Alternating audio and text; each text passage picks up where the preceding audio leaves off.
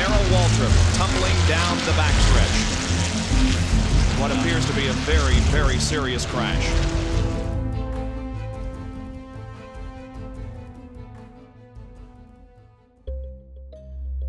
There's about 6 cars that are always going to be fast at Daytona. Yeah. Earnhardt was good. Same crap. Bill Elliott was good. 28 car. I mean, there were a lot of guys that thrived on Daytona. They loved Daytona.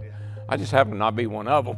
I just wanted to survive Daytona. My greatest goal when I went to Daytona is not to wreck. If you go to a track trying to avoid a wreck, you'll get in one every darn time. In a race dominated by Ernie Irvan to that point, Waltrip and Alan Kulwicki sat in 5th and 6th place, leading a large pack of cars behind them. There was about 3 or 4 cars up ahead of us, and somehow or another they broke away. I knew that those were the cars I was as good as they were, and I was trying to get out of this. I knew this pack was not the right place to be. I was getting a little frustrated because I was better than these guys that I was locked in here with, but I couldn't get away from them. Leading this. Oh, look at Earnhardt got sideways. Somebody looked like made some contact. Uh-oh, we've got a problem. Contact here. For sure, Darrell Waltrip is still running. Uh-oh, Waltrip's car gets on his wheel, but that one was over. Darrell Waltrip tumbling down the backstretch. What appears to be a very, very serious crash. Joe Ruttman, the other car involved in that incident. You know, it's the perfect storm.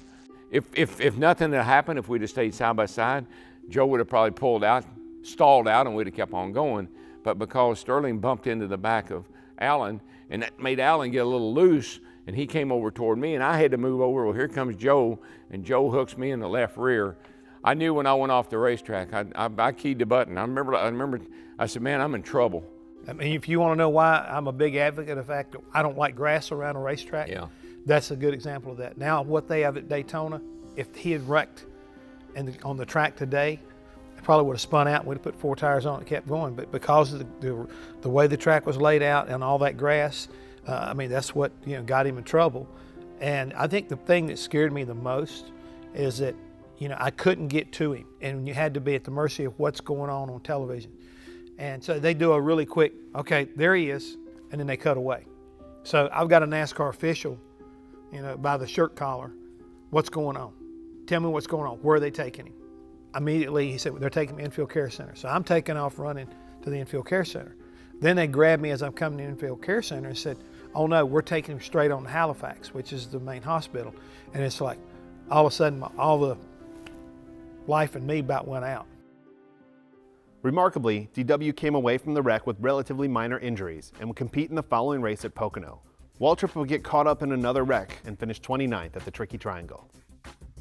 I don't remember this, people told me, but the car's on its side and I'm laying there. And if you look at the car, the bar, the halo bar, there's a cut. Well, they were starting to cut that bar and they were going to cut that, and I stopped them. I said, please, don't do that.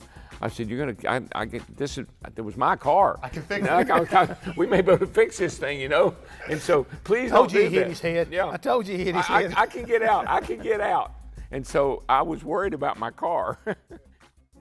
Daytona, in my opinion, once again, was our Achilles heel. Yeah. And it killed our momentum. We didn't, we had some decent races from there on out, but the top 10s and the top 5s that we had coming into Daytona and the wins, we struggled over the second half of the year.